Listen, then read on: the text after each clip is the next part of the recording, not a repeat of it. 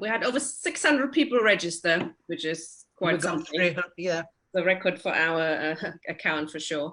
We've got almost 260 in the audience at the moment, but there's still people joining us, and there's quite a few people watching online as well. My name is Tina Werkmann. I'm co-chair of Labour Against the Witchhunt with Jackie Walker. I'm also secretary of the Labour Left Alliance, and because I've hosted a few of these events before, I've been asked to host this one. Just want to say a few words. This is not going to be an abstract educational event on the role of freedom of speech. Interesting though, as that would be, John Stuart Mill, Karl Marx, Rosa Luxemburg, they had some very thought-provoking ideas on that issue that many on today's left would find rather uncomfortable. Cancel culture springs to mind, platforming people with views you dislike or disagree with.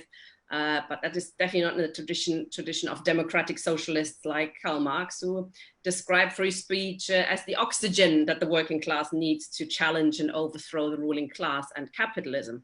But concretely, of course, we're dealing at the moment with an attack on free speech when it comes to the question of Israel-Palestine that arguably goes beyond anything that McCarthy unleashed in the US. There are, of course, similarities.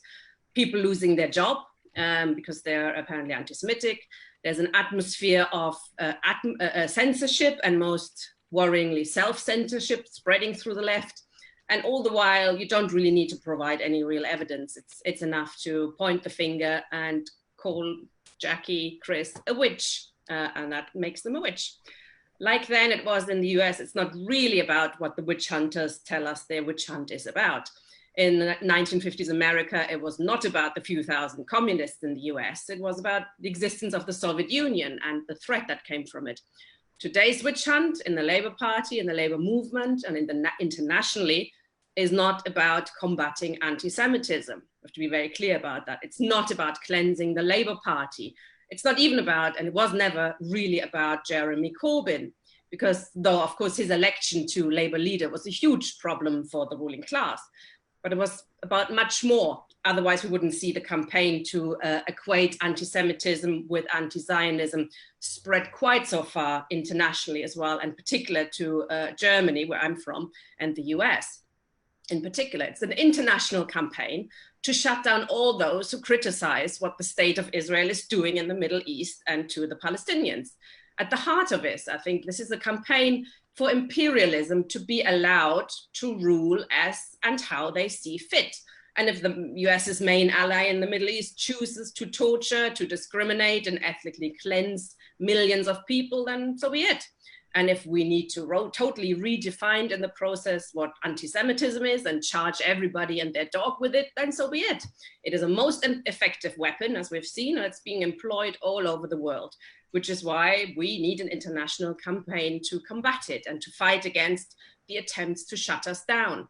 The first speaker tonight in this very illustrious lineup is Tony Greenstein, who's like myself from the Labour Against the Witchhunt and many other things.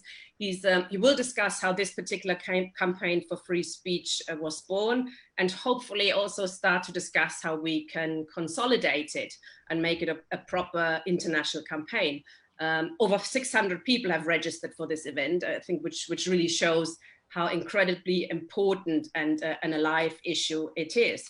So before we hear Tony and a few other speakers for a little while, for a few minutes each, then we're going to give a bit more time to Tariq and Norman Finkelstein.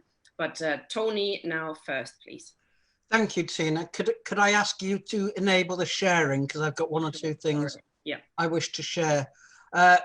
Thank you, comrades. It's most apposite that Tina starts off with the McCarthy era 70 years ago, because that is what we have been going through, and that is what we are going through.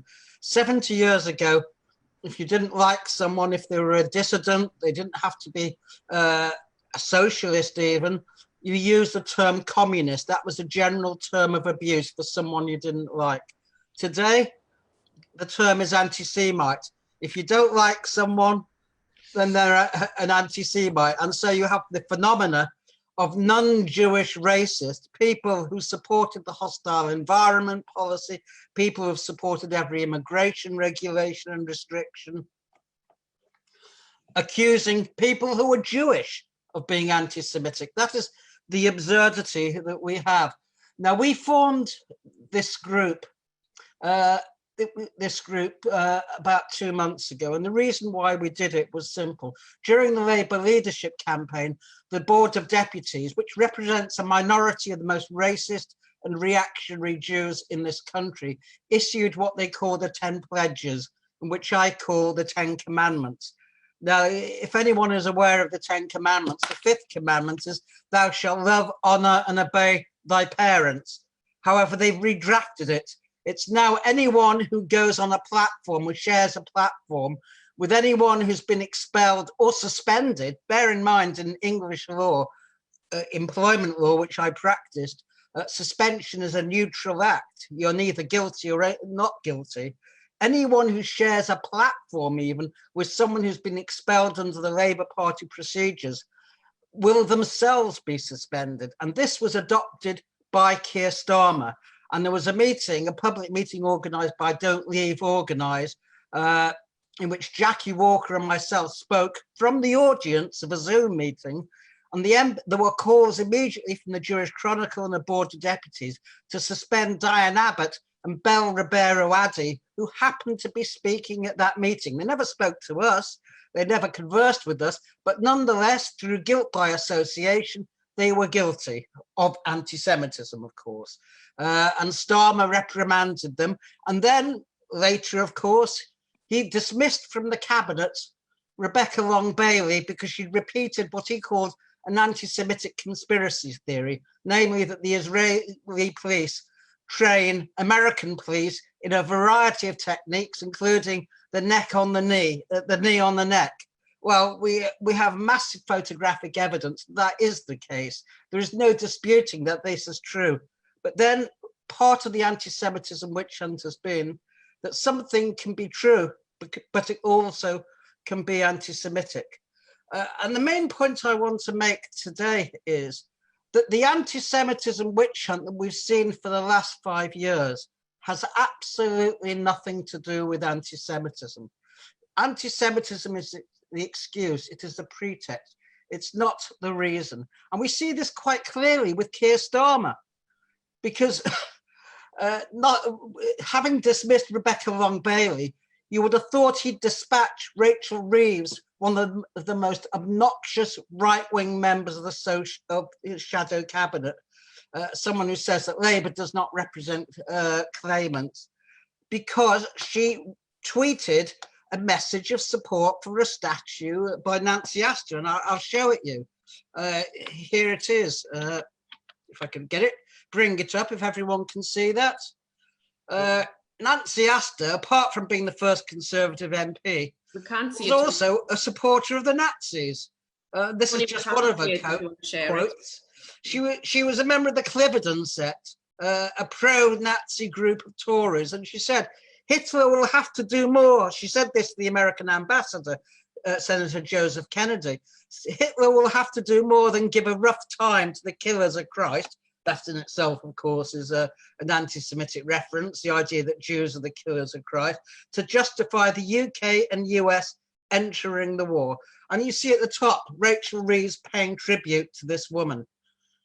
Keir Starmer simply did not want to know when he was questioned at Labour's National Executive Committee over that. Likewise, Stephen Reid, another member of the shadow cabinet, he tweeted something about Richard Desmond being a puppet master, which is again another anti-Semitic trope about Jews pulling the strings from behind the scenes. It's an infamous stereotype. Once again, Keir Starmer was completely unconcerned about it. So I think we can draw the conclusion, not only the conclusion from what Keir Starmer has said, but actually from the leaked Labour report itself. One of the very clear things to me about that report is that people like Christopher Crooks, who were genuine Holocaust deniers, the compliance unit really did not want to know. They were not concerned with genuine anti-Semites. What they were concerned with was anti-Zionists, who they could portray as anti-Semites. And I think that is really important to understand. And I have to say, the tragedy, and it is a tragedy, of this whole affair is that Jeremy Corbyn and those around him did not understand or did not perceive that the anti-Semitism witch hunt was not directed at me. It wasn't directed at Jackie or Chris or anyone else. We were collateral damage. The main target was Jeremy Corbyn himself. So there was nothing Corbyn could have done, however much he tried, which could have evaded this, apart from standing up to the witch hunters and calling out the weaponization of anti-Semitism in the Labour Party. And I read the leaked report. I did a long summary of it myself on my blog, and here it is. I mean, I just want to show. I just want to show you this, and it startled me. I was reading through it, and it said. There's a number of such references. Jeremy Corbyn himself. Can everyone see this? No, it's not come through, Teddy. It's not come through yet. Can someone tell me when it has? It's not. Your share doesn't work. You're not sharing. Oh, right. Okay. Let me share. Please do. Yes. Sorry. Right. Can everyone see that now? Nope. Nope. There. I can't see your screen. No. You have to press at the bottom of your screen. Share. Yeah, I've done it. Right, is that there? No. Sorry, Tony's not working. Is that up now or not? No. Oh, yes, something's happening now. Okay, now it's coming. Okay, this is the leaked Labour report, page 306. And it says, Jeremy Corbyn himself and members of his staff team requested to GLU that particular anti-Semitism cases be dealt with. In 2017, Lotter, that's the leader of the opposition staff, chased for action on high-profile anti-Semitism cases. Ken Livingstone, Tony Greenstein, Jackie Walker and Marc Wadsworth, stressing that these cases were of great concern to Jewish stakeholders, whoever they are, and that resolving them was essential to, quote, rebuilding trust between the Labour Party and the Jewish community. Well, comrades, Jackie Walker, Marc Wadsworth and myself were expelled. Ken Livingstone was forced out. Sorry, Chris Williamson was also, in essence, forced out. Was trust rebuilt? No, of course it wasn't. The Board of Deputies and the Zionists took what Corbyn had gave them and then asked for more and for more, because the real thing they wanted was the head of Jeremy Corbyn. And if I can just go back, because I didn't realise I wasn't sharing at the time. If I can just bring up that, since people obviously didn't see it, the image of Rachel Reeves. I say she's a senior member of the Labour cabinet. Can everyone see that now? Sorry. Yeah. Yeah. There it is. That's her tweet. She hasn't deleted it. It's still there. Hitler will have to do more than give a rough time to the killers of Christ, etc. Yeah. Clearly, she was not only an anti-Semite, but a supporter of Hitler, in essence. And yet, Starmer has done nothing about it. So I think it's quite clear, what with his overtures to the Labour Friends of Israel, his promise that he will go to visit Israel and so on, that this is not about anti-Semitism. This witch hunt is not about anti-Semitism. Today, and I've seen the papers of many people who've been expelled and suspended, it's about criticism of Israel, as we always said it was. And I have to say, and I'll close on this, one of the most stupid things about this affair, and unfortunately, again, Jeremy Corbyn repeated it, was if you deny you're an anti-Semite, that is proof that you are anti-Semitic. I have to say, this is the logic of the Salem witch trials. It was those who denied that they were witches who were hanged. No one who admitted to being a witch was hanged. They got off with imprisonment or what have you. So we see this nefarious logic being used. It's almost as if you were accused in court of a crime, if you deny that crime, then that is proof of the crime. That is really fascist logic, nothing less. So thank you for listening to me, and I hope it's a great meeting. Thank you. Thanks very much, Tony. denialism is certainly a new charge that's shown up in this period, and there are a few people being suspended and expelled at the moment for denialism, especially the Wavertree 4. That's the whole charge of all of these 4 individuals suspended. Absurd, isn't it? The next speaker is Jackie Walker, a person who's been smeared and her case extended and deliberately delayed in order to get rid of easier cases like that of Tony First, as the leaked report has shown. She was smeared as an anti-Semite and in addition had plenty of racist and sexist abuse on top of it. But she's not giving up, which is fantastic. Continues to speak out. Hello, Becky. Hi, hello. First of all, I'd like to say, of course, it hasn't just been abuse, it's been threats against my life, and, you know, quite violent threats against me. And one thing that has helped me through this is something about the history, not just the history of myself as a Black woman of Jewish descent, but of a Jewish father and a Caribbean woman of Jewish descent who were themselves targeted by McCarthyism at the time in America because they were both involved in the civil rights movement. And so rather than speak generally, I think, about what has happened during this time, I think my focus is going to be more about this issue of freedom of speech, because I think this is absolutely critical, and critical to us as socialists, because what we're going through, yes, it's a reign of terror, yes, it's a witch hunt, but what it does is it misshapes all conversations on all racisms, and in particular it disadvantages the most oppressed minorities, as well as undermining the very structure of democracy, which is freedom of speech. We don't have freedom of speech. People cannot make democratic decisions. And whatever we think of parliamentary democracy, whatever the limitations of it, it is so much more limited when we are with a media that continually lies and misshapes public opinion. And we've seen this happen really recently, in fact, with the Black Lives Matter debate, where, for example, the recent comments of a Black rapper have been used to undermine and denigrate both Black Lives Matter and Black people. I mean, it has been astonishing what's gone on. Some of you may know there has been a boycott, a so-called boycott of the great and good from Twitter. I have to tell you, Twitter has never been so good. The level of abuse has just gone down since a number of well-known, what I would say, reactionary voices and racist voices have decided to boycott because of what this rapper said. Because however bad what he said was, there's no doubt, you know, what he said was absolutely reprehensible. It's astonishing that it's taken that rather than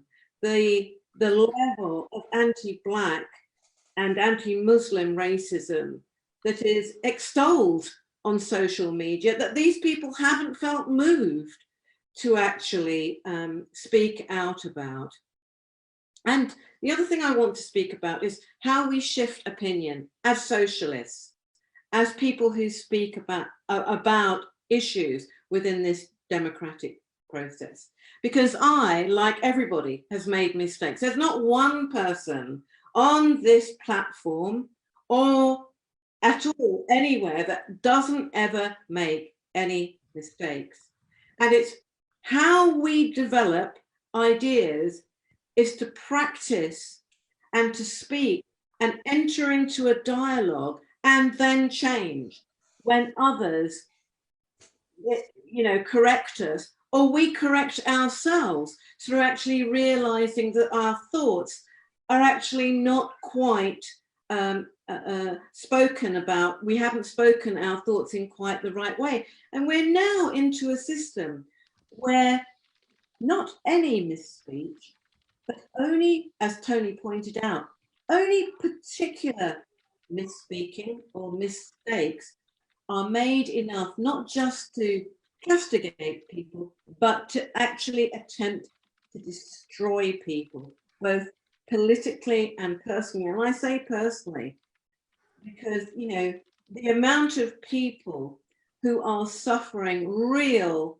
mental illness because of what has gone on, and real physical illness cannot be exaggerated. What we need to do is to be able to defend a robust dialogue that can go on about issues, not just issues of race, but issues of poverty, issues of war, issues of state terrorism. Because as soon as they limit and are limiting freedom of speech, for example, to discuss issues to do with Israel, to discuss issues to do with race, then what happens is that that pulls the whole conversation to the right. So the purpose of this is actually not just about Israel. It's about the right taking hold of the dialogue, taking hold of the vocabulary of emancipation and claiming it for themselves. And we have to resist it, whatever the cost. We have to resist it. And just to end on this issue, because this is also very current at the moment, we see this happening in particular in the court system. Now, one thing I know is that my case would have been thrown out of any judicial in this country. It would have just been thrown out with lack of evidence, with the lies that were told about me, with the smears that were then accepted by the Labour Party as truth. The fact that they chose to use a so-called specialist, who is a specialist of nothing in particular, in fact, from this country, and rejected to take hold in terms of, in particular, the report, the actual work and comments by Professor Lewis Gordon from America, who is actually the leading world specialist on the intersection between Blackness and Judaism. And they chose not to actually take that on. But what we see is the court system now being used by the rich and powerful in terms of a pattern of libel and damages. Because what they know is that unless you're willing to risk your house, you're not going to fight it. And it has become a tool to smash freedom of speech. And until we actually get into court, we have the funds and we have the case to push back into court. This is actually a problem for us. And it is to the shame of the judicial system that the way the libel rules works for the rich and the privileged. And I only hope, looking at how much the crowdfunding for Jeremy Corbyn has run, that if he doesn't use that money for himself, that money will be used.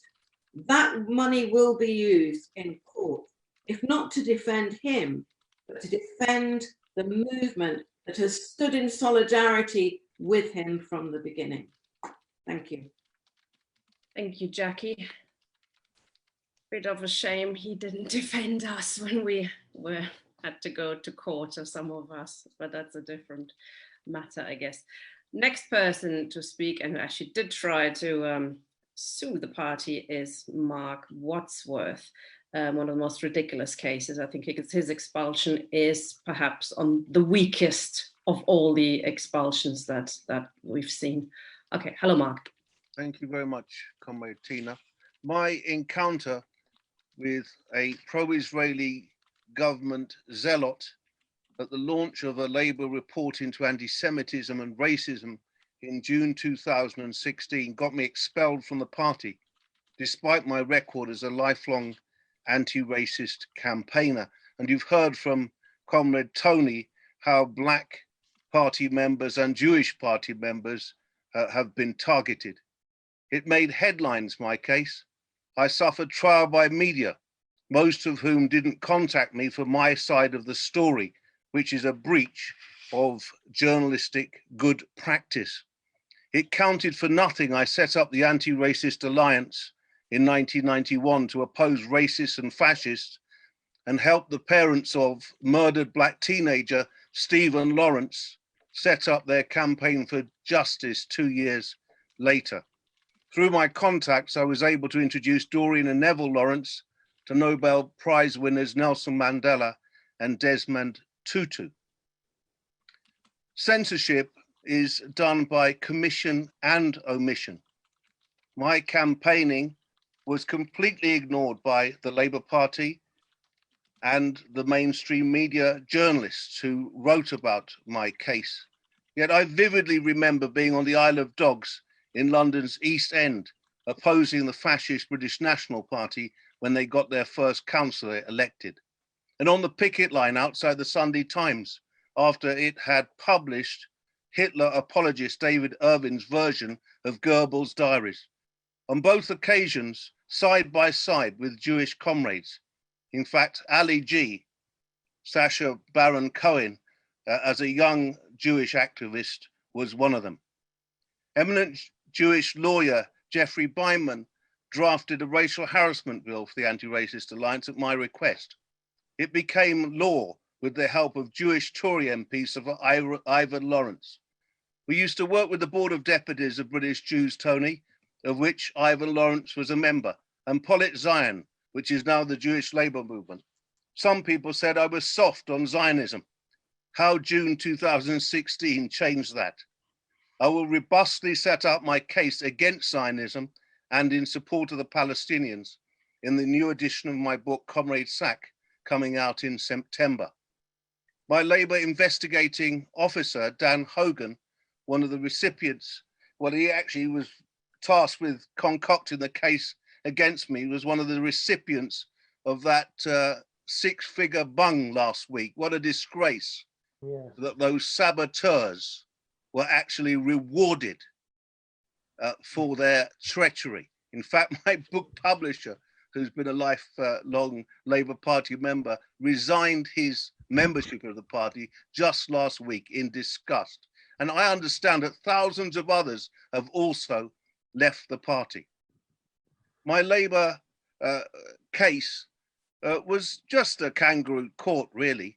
And the leaked report has Hogan saying this: I am now hearing from witnesses who we need for the hearing, my disciplinary, that they are growing increasingly disillusioned by this process and the time it is taking.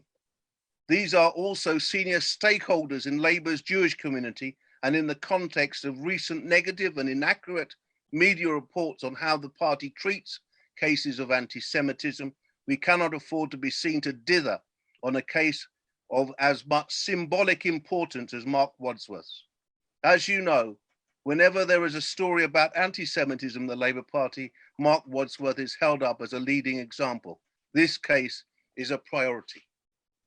There was then the travesty of a BBC Panorama programme called Is the Labour Party Anti-Semitic? It was a biased hatchet job on the Jeremy Corbyn-led party and made me ashamed to be a journalist, and an ex-BBC one at that. Editorial control might as well have been handed over to the viciously anti-Corbyn Jewish Labour movement, whose members were the programme's main interviewees. For the interviewees read attack dogs. It just shows how corrupt is the BBC complaint system. I know, I've used it. And the Ofcom regulator, both of which rejected a torrent of objections from the Labour Party and the public. I used to be the co-chair of the National Union of Journalists Ethics Council.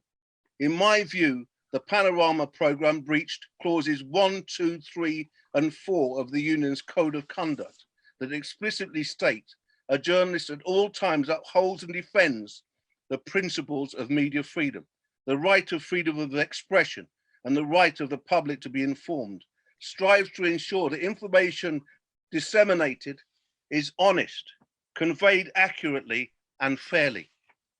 Journalists need to be brave.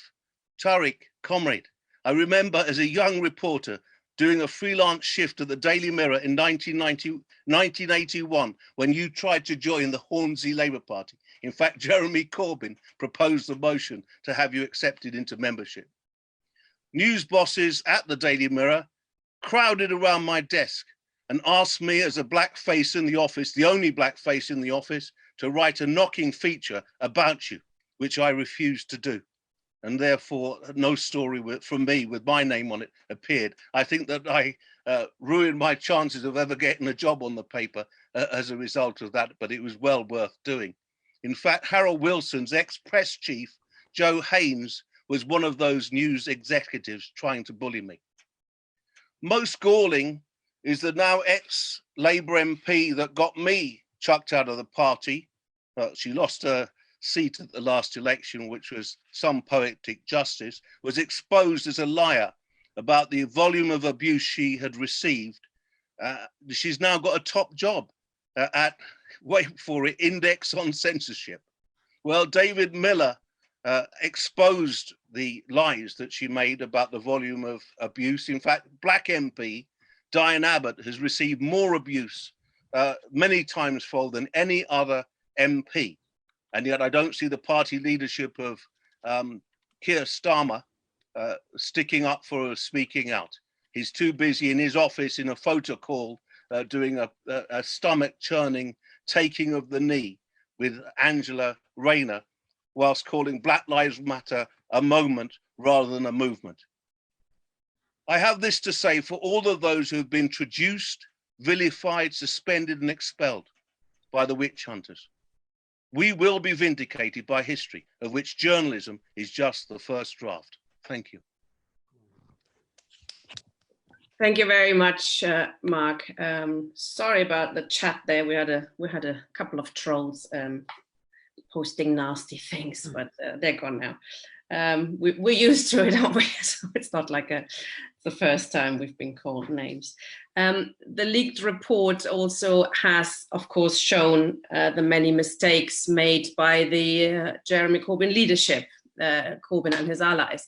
And I think this has also become very clear in the case of Chris Williamson's expulsion, well, his suspension, so you weren't expelled, his suspension, when the report quotes at length and very proudly, I think, Jenny Formby explaining why he should be suspended.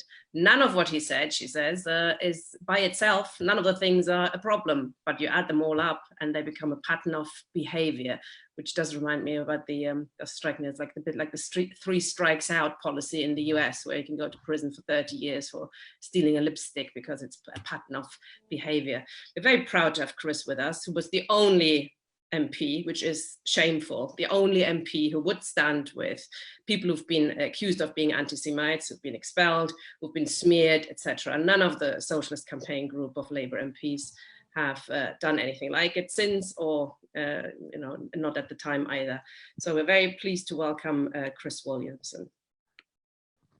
Thanks very much indeed, Tina, for that introduction. And I wanted to start really by saying that what we're seeing is, and have seen for some time now, a concerted effort to close down solidarity. And indeed, I remember people on the left of the party, or claim to be on the left of the party, for example, saying to me, steer clear of Jackie Walker, don't get involved with Mark Wadsworth's case. And I absolutely refuse to do that, because in my opinion, if you have a platform, it's incumbent upon you then to use that platform to stand up for what's right, and to certainly express solidarity with people who, as Marc has just said, being absolutely despicably traduced. And I was not prepared to do that. And I went and gave evidence for Marc. And he referred to his hearing, the Labour Party hearing, the National Constitutional Committee, as a kangaroo court. It absolutely was. They had no case against him whatsoever. And yet it didn't matter what we said. There was a predetermined decision. It went on for 2 days. God knows how they managed to spin it out for that long. I don't know if they're on expenses or something. But quite clearly, when you look at the evidence that they had before them of Marc's intervention at the press conference, into the Chakrabarti review into anti-Semitism and other forms of racism, there was literally no case against him. But look, this whole issue about chilling free speech extends well beyond that, of course. And Jeremy made a fatal error, in my opinion, Jeremy Corbyn, when he tried to appease the unappeasable. He treated them as people who were acting in good faith. But the truth is they were bad faith actors. And as Tony and indeed Mark and Jackie, I think, have made the point that, you know, they weren't interested in reality about anti-Semitism. The real deal was to stop a socialist getting into number 10, but more specifically, somebody in Jeremy Corbyn who was committed to a genuine ethical foreign policy, a foreign policy that would have extended support to the Palestinian people. And now we have the absurd spectacle of right-wing commentators complaining about this so-called culture, this so-called cancel culture. But let's remember where the cancel culture started. The origins of the cancel culture can be traced right back to the State of Israel and to the Zionist lobby on both sides of the Atlantic.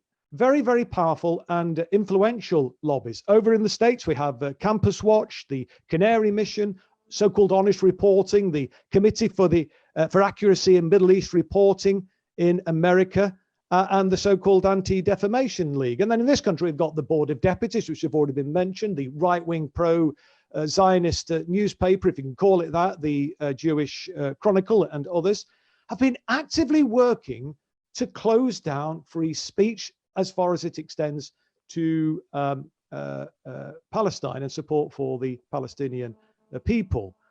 And their aim is to, and it's been effective, is to terrify editors, to terrify academics, to frighten activists, and even judges and lawyers have been intimidated into accepting Zionism and supporting the objectives of the State of Israel. And I saw that terror, that fear at first hand from MPs. Yeah. Because when I was initially suspended, there was literally no public support from my comrades in the Socialist Campaign Group, even though I was probably the most active member of the campaign group. And then when I was reinstated in the middle of last year, there was an outpouring of oppositionists, hysterical media outbursts, and over 100 MPs signed a motion calling for the decision to reinstate me to be overturned. And I then explicitly asked the Socialist Campaign Group for a collective statement of solidarity. I said to them, look, we're all socialists, aren't we? We all believe an injury to one is an injury to all. We all believe in collective solidarity. And I'm afraid to say it was not forthcoming. I didn't actually ask the entirety of the Socialist Campaign Group. I only asked 10 of the, what I felt were, were the strongest members of that group. And I got a response back from one of them saying, what can 10 MPs do against 100, Chris? And it was very, very sad to see. And I can only put it down to the fact that people were very fearful about the implications. They could see how I'd been demonized. They could see what had happened to Ken Livingstone, what had happened to Jackie Walker, Tony Greenstein, Marc Wadsworth, and others, and were too frightened to speak out. And I just think that is an unacceptable state of affairs, because as I've already said, when you have a platform, it's really important that you use it. But look, we are fighting back now. As Mick McCarthy once said, the great National Union of Mine Workers trade union leader, he said, they'll stop chasing you when you stop running. And we are going to stop running. I've never run in the first place, but we are now building a movement and we are fighting back. We won't be cancelled and we won't be cowed by this campaign of intimidation.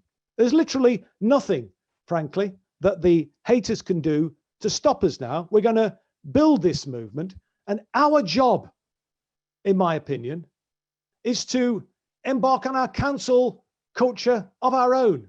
And that is to cancel the influence of the racist Zionist ideology on public life in this country, and actually stand up proud for the Palestinian people and stand up proud against the military industrial complex and stand up proud for a comprehensive ethical foreign policy. Thank you very much, Chris. You stayed well in under your time. Thank you. I think the fighting back is hugely important. We're seeing thousands of people currently leaving the Labour Party. We're can debate. We have different views on that issue and on that panel. Should we stay or should we go? I think if we stay, we fight for sure. There's no point staying and keeping quiet and accepting that we cannot be in a room in an online meeting with Jackie Walker or Tony Greenstein unless we're prepared to say that. I think there's a very little point in staying in the Labour Party. But there's also Labour Left Alliance, Labour Against the Witch Hunt, Chris Williamson's resistance movement. I think there are things comrades should join. The worst thing that could happen is now the hundreds of thousands who joined the Labour Party simply dropping out into atomization and, you know, becoming disorganized, which would be a huge problem. The next speaker is David Miller, who's been on the receiving end as well as so many of us, and who I believe was suspended, was then reinstated, but then again, I think left the Labour Party recently. Hello, David.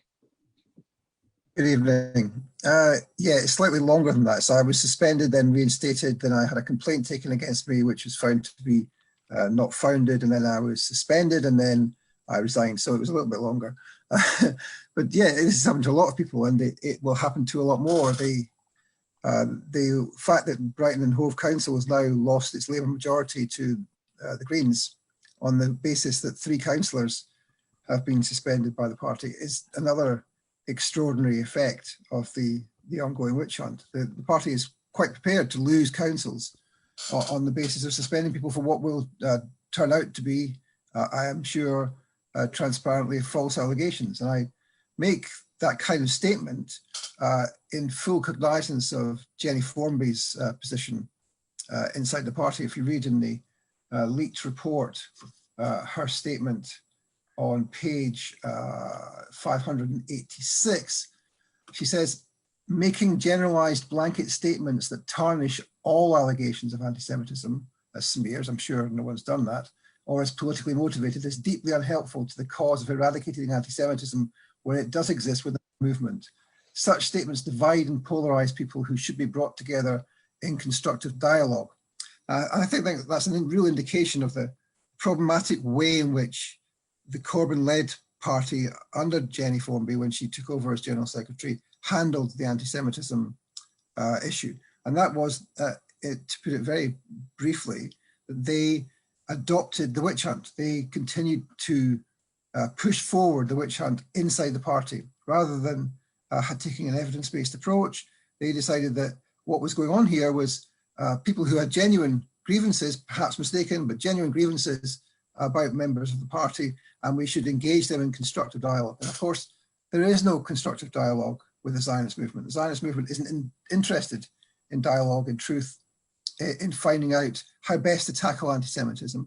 And that is a fundamental mistake and a fundamental error for the Labour Party, for someone like Jenny to make, someone who has a long, proud history of Palestine solidarity activism. I think that in the end, that's where we've got to. We've got to the position where under Corbyn, under Jenny Formby, the leadership of the party was at the forefront of taking forward the witch hunt. So it wasn't just a question of the Zionist movement, of the trolls, of the JLM, of Labour Against Anti-Semitism, and Nasher and all of that lot, backed, of course, by the Ministry of Strategic Affairs in Israel. It wasn't just a question of them, it was that it had been taken into the consciousness, the very consciousness of the leadership of the Labour Party. And of course, you see in the Labour leaked report, if you've read through quite a lot of it, I haven't read all of it yet, but I have read some key bits. And there's a bit where they discuss the people that they took on to be in charge of anti-Semitism investigations, one of whom is a former member of the Alliance for Workers' Liberty, well-known faction, and the other one says in a long passage in the report, which he himself must have written, that he learnt about left anti-Semitism from reading a book by Dave Rich of the Community Security Trust, an organisation which has been at the forefront of pursuing the witch hunt, a group which is unable to distinguish between anti-Zionism and anti-Semitism, which purposefully blurs together those two concepts in order to pursue the left. That's been its raison d'etre from the very beginning, since it was created in 1994, and indeed even before that, the previous organizations which became the Community Security Trust. So the idea that people like that should be engaged in constructive dialogue is a fantasy. These are people who must only be faced and defeated. They are supporters of Israel, of the racist policies of the Israeli government, and of course of the racist foundation of the Israeli state, founded, of course, as we all know, on ethnic cleansing and settler colonialism. So I think that perhaps, I mean, maybe I hadn't realized this, but maybe other comrades hadn't realized this, the rot had gone so far as this, but reading the leaked Labour report, one sees that, it was Corbyn himself, he went along with that, Jenny Formby, McDonnell, all of the leadership who went along with essentially a Zionist approach to dealing with anti-Semitism. And that's that. When I first sort of realised that, I was shocked, perhaps not that surprised, but shocked that they had gone so far, because these are people who all their lives, as Chris has said, in the campaign group, had been involved in Palestine solidarity work. No doubt they still will be. But I think that was for me the key problem with which was brought out in the Labour anti-Semitism report. And where are we now? We're in a position which is way worse than when Jenny Formby was in charge, and will get much worse. There are proud Zionists in the leadership office of Keir Starmer. He himself, of course, described himself in similar terms. And there will never be a possibility of engaging in proper Palestine solidarity work inside the Labour Party now, until or unless these people are removed from the party. And the prospect of that at present, I think everyone would agree with me, seems rather remote. So the question is what we do about this. And I don't want to, divide people. Of course, people have different views on this, but it seems to me clear that we cannot win this argument inside the party. And there is the need for movements, perhaps new parties outside the Labour Party, which need to be built. These are not easy matters. The history is not propitious. The way in which the left has fallen out with itself and amongst itself in the last 10 years since the Iraq war or so, it does not give great cause for confidence, but it's the only option, it seems to me. And I wanted to put that out there as what seems to me to be the only possibility. There is, of course, much we can do to engage in Palestine solidarity work, as many people are doing, but also we must, of course, engage the enemy in this, which is not just, of course, the British government and US imperialism, but the Zionist movement. The Zionist movement and the Israeli government are the enemy of the left, the enemy of world peace, and they must be directly targeted. And I know people say we must just engage in Palestine solidarity work. Yes, of course we must, but let's be clear, that's not enough. In order for the Palestinians to win, Zionism as a philosophy, as an idea, as an ideology, must be defeated. And that seems to me to be the clarity which the current historical moment gives us. I don't think I need to say much more than that. I'm happy to answer questions when they come around. Brilliant. I think you made some very strong points on the nature of appeasement and its futility, and it doesn't work. I do wonder sometimes what strategy Corbyn and his allies had, if they thought once they're in number 10, that's when they stop trying to appease the right and fight back. It is a real question. I don't understand what their strategy is. I'm not sure they did. Okay, the next speaker is stalwart of the left, Tariq Ali. He's got a bit more time than the other speakers because he's more of a guest of the platform. So he could speak for about 10-15 minutes. Just quickly on the rest of the meeting, we had hoped to bring in some comrades from the floor, hopefully, if we have a bit of time. If you could put your question in the Q&A and indicate that you want to speak, and I might be able to bring in a few people before we can have a summing up from the main speakers again. So hello, Tariq. I am very glad to be with all you comrades who I've defended on paper in writing since this wretched business started. I remember soon after the Labour leadership and the leader's office caved in effectively to a Zionist offensive, there was a public meeting at the Conway Hall where a number of us said that this was a huge error, that even its supposed justification that it would keep them quiet till the election was over. No one said that in public, but that was behind it. Don't fight on this issue. They'll just be used against us. We can't win. We'll sort it out once the election is over. I remember saying this was a huge error. It was a strategic error. It was not the way in which the leadership had conducted itself previously. For instance, when in the middle of the first election campaign, where Labour came within a whisker of victory, when there were 2 terrorist attacks in Manchester and in London, Corbyn was under heavy pressure, including from some of his close colleagues, to just denounce the attacks and say nothing. But he insisted at that point in time, very intelligently, on saying that British foreign policy was ultimately to blame.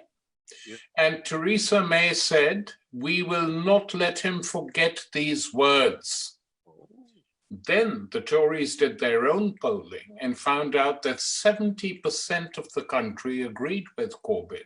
We never heard any attack on him on this issue again. And in my opinion, though anti-Semitism is a very different issue, a similar line of attack should have been followed, saying very clearly, yes, there is anti-Semitism in society. Yes, there may be some in the Labour Party. There's certainly more in the right-wing parties, the Conservative Party, which Britain First members have been queuing up to join. But we're going to fight any attempt to stop us speaking on Palestine or being critical of Israel. And it is a complete slander and slur to say that the Labour leadership, Corbyn in particular, are either anti-Semitic or encourage anti-Semitic. I mean, a big fight could have been waged. We may not have won it, but it would have been a much better thing to do than caving in. After all, we didn't win anyway, did we? So the question is, I'm not going to go, I agree with what has been said, especially by everyone, really. Chris and David said what I said on most these issues. So let's see how to deal with it now. First, this process that was started off to try and weaken the left, to weaken Corbyn, to prevent criticism of Israel too much, as Israel is planning a total occupation of Palestinian territories, made no secret of it, only token opposition so far from some of the EU countries. They will do nothing if it happens, in my opinion. So they're trying to clear the atmosphere so they can do anything. And what is a problem has been that in Europe as a whole, there is, I think, a majority, all the opinion polls have shown that, for some degree of self-determination for the Palestinians. This the Israelis have been trying to defeat and smash. And that is why what happened in Britain, in England in particular, but it has also affected Scotland, where the SNP's position on Palestine used to be pretty good. They haven't opened their mouths on this subject. On the islands in this part of the world, it's the Republic of Ireland alone which speaks up for the Palestinians and what has been going on there. Everyone else has been silenced. So what happens in the Labour Party now, to be perfectly frank to those of us who are not members, is not of great interest. The left has lost.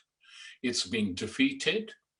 It is not going to come anywhere near to getting a leader as left-wing as Corbyn for the next half century. That is, if the United Kingdom exists by then. So it's no good pretending that that can be repeated. It's extremely unlikely. The right are not going to make the same mistakes again, which enabled the left to come in and score these victories in a situation where they had virtually nil support inside the Parliamentary Labour Party and were unable to create an organization which did more than electoral campaigning. Momentum could have been a powerful organization if it had been politicized, if it had been educated politically, if it had been taught what socialism was, why we agitate on Palestine, etc., etc. It wasn't done. So there is, in my opinion, been a huge defeat for the left. I give no advice on what people should do where they want to be active, inside, outside the Labour Party, but they should understand what the reality is. Now, if you look, everyone agrees on this, that one of the principal reasons for the so-called anti-Semitism crisis, which is taking place here, and which, by the way, we've not mentioned this, but attempts by the French government to declare all anti-Zionist marches, anti-pro-BDS manifestations illegal has been rejected by the European Court.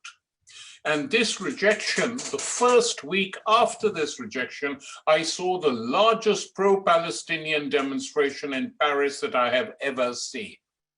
So I think what is important is to, obviously we carry on the campaign, those of you who are involved in it, but the key thing is to try, at least attempt to defeat the Israeli state in terms of not keeping quiet about Palestine. This means all sorts of activity. It means mobilizing people again, because what is happening, I mean, it is painful to read reports. I honestly find it painful to read the reports coming from Palestine every day to me, from different cities, from Gaza, from Ramallah, from the peace movements, etc. It is horrific how the Palestinians are being treated by the Israeli government and its military. And the fact that this is all accepted without a single real voice speaking up in anger in the parliaments in Europe. Actually, I'm being a bit unfair. There have been some powerful speeches made by left-wing socialists in the Belgian parliament. Some very powerful pro-Palestinian speeches have been made. But by and large, what Norman Finkelstein described as the Holocaust industry and the uses that are being made of the Holocaust to silence and blackmail people into capitulation or inaction, inactivity on this question have been getting stronger and stronger. And so let's try and defeat them where it really matters, not just, as someone else said in their comments on sort of ritual demonstrations that we should have, because they're important to show that we are not frightened, but also occasionally changing the targets. I mean, the Israeli embassy, I recall during the years when we were fighting against apartheid in South Africa, one anti-apartheid group had a lunchtime picket of the South African embassy in Trafalgar Square every single day, whether it was 5 people or 10 people, or sometimes it became hundreds, later thousands. The picket grew and grew. Something like that has to be planned outside the Israeli embassy to show that we are completely opposed to what is going on in the Middle East, where the Palestinians are more isolated than they have ever been since 1948. The Arab governments have abandoned them. Their own leaderships have collaborated cruelly with the IDF, the Israeli Defense Force, and have left their people leaderless. The situation in Gaza, politically, economically, socially, is absolutely miserable. Gaza is the largest ghetto in the world today. Its people are treated like dirt by the occupying power, which doesn't occupy directly, but watches from the neighboring hilltops and sees what is happening, occasionally lobs a few bombs in, prevents aid reaching Gaza, refuses to allow the Gazans to have their own airport. In other words, the Palestinian entity, the Palestinian people, their daily lives are being destroyed. That is what is happening. You know, you read about olive trees being burned. You read about homes being occupied on order of the Israeli judiciary, people being driven out of East Jerusalem. And this is going to end, this is going to get worse and worse and worse. So for me, the main task is, regardless of what the Labour Party does or doesn't do, and it's not going to do anything, to build and strengthen a campaign in solidarity with the Palestinian people, not even their leaderships, which have let them down so badly, but with the Palestinian people in their struggles, large or small, which lie ahead. It doesn't cost us anything to do that. It just is a question of time. And once the pandemic retreats a bit, which is likely by the next few months, we are told, then I think we have to start organizing in public. It's not going to go on. Today, the same board of deputies who have been attacking Corbyn have attacked Facebook and Twitter for not imposing censorship. And censorship on what? On anti-Semitism. Well, I ask, who is going to determine what is anti-Semitism and what isn't? I mean, I'm sure we know there's a lot of rubbish put on in the social networks, but to try and stop voices of dissent on the question of Palestine and Israel on the social networks is going to be a disaster. It won't work. People will find other ways of communicating and moving on.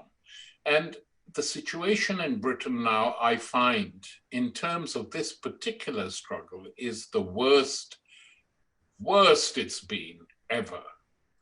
When Ken Loach can be stopped from serving on a committee and described as anti-Semitic, then you do wonder what the world for this country is coming to. It has an utterly debased political culture now, in which this can go on. And were it just conservative newspapers, I mean, they're totally opportunists, as we know. Doing this, you would sort of shrug it off. But the Guardian has been centrally involved in this particular campaign, in denouncing Corbyn's leadership, in being totally uncritical of the new Labour leader. He just has to smile in the news headline, Keir Starmer smiled today. I mean, that's what it's like, reading these wretched newspapers. And that is very deliberate, because with the defeat of the Labour left, weak though it was in Parliament, the scale of the defeat now is such, it is going to be difficult to mount an offensive from within the Labour Party. People can try, and best of luck to them. I don't say they shouldn't, but it's going to be extremely difficult. Let Momentum or someone else set up a solidarity with Palestine group inside the Labour Party. Let them set it up and see how they go, and best of luck to them. But meanwhile, those of us who aren't in the Labour Party, or who've been expelled or suspended or whatever, or who are leaving, have to remain active on this particular question. And I know all the members on the platform have been. Let's not, I mean, they might get away with it, the Israelis. Unfortunately, they probably will in what they are planning, but let's make it as difficult as possible from our side. But that's all I want to say. Thank you very much, Tariq. There's quite a lot of things you said and quite a lot of suggestions of what we could do. And I'm sure we're discussing that in future and how we can consolidate this campaign. Our final speaker, before we try to open it up from the floor, if we have time, is from America, Norman Finkelstein.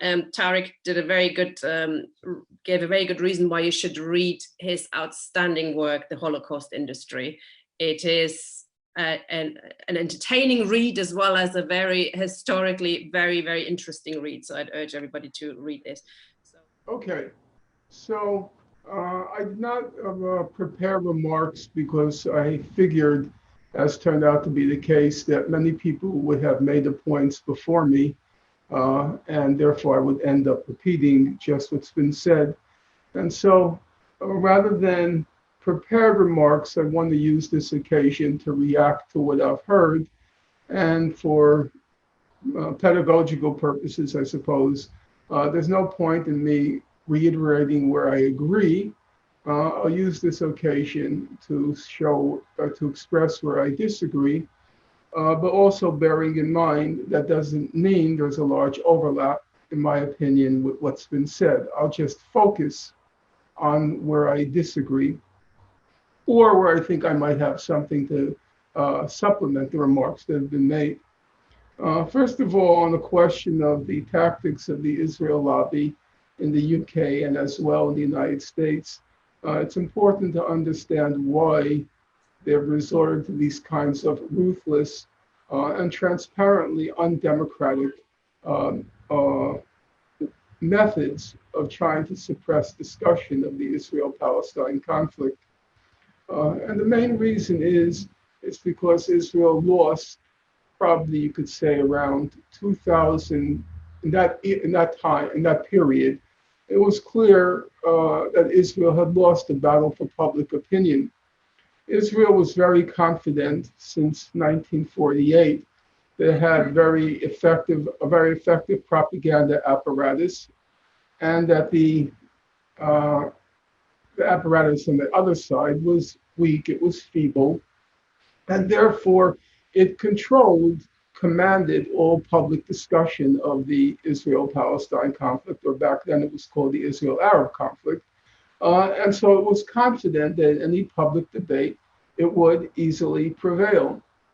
And so it was all for democracy, all for public debate, because the balance was on their side.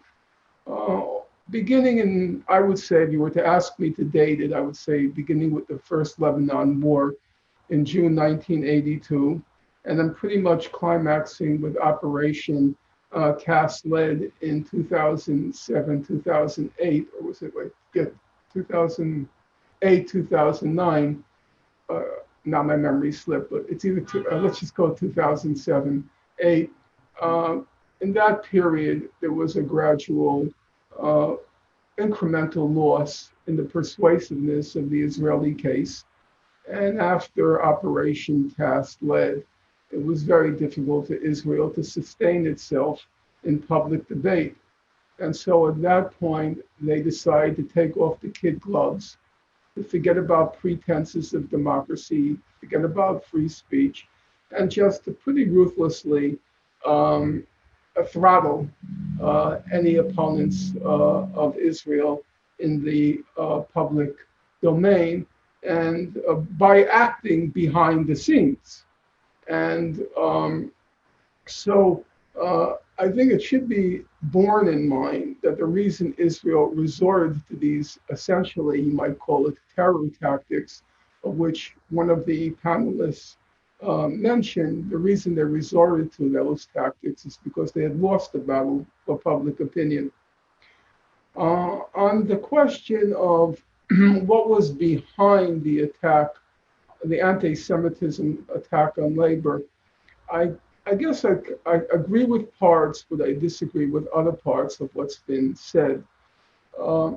Originally, the attack on Corbyn, it came from the Jewish establishment in the UK.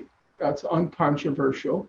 And I think it's also uncontroversial to say that they were instrumentalizing or weaponizing anti-Semitism in order to stop Jeremy Corbyn and his wing of the Labour Party, which was highly critical of Israel and much more supportive of the Palestinians. But that really can't explain why it became a national hysteria. Mostly these are kinds of intramural battles between the Israel apologists and the left when it comes to the Israel-Palestine conflict. But it pretty rapidly escalated into a national hysteria against Corbyn and the left for being anti-Semitic. And there, I don't believe it had all that much to do with Israel. The fact was, Corbyn was a much bigger threat, or he posed a much bigger threat than just Israel and the Palestinians. He represented a radical, he posed a radical threat to the status quo. And the status quo was not happy about that fact. The status quo included everyone. I followed it fairly closely, and I also had the assistance of Jamie Stern Weiner, Deborah McCobie, who sent me lots and lots and lots of links every day and commentary. It included everyone. It was everyone from The Guardian on one end to the Daily Mirror and Sky News, or I should say in the Mirror and the tabloids at the other end.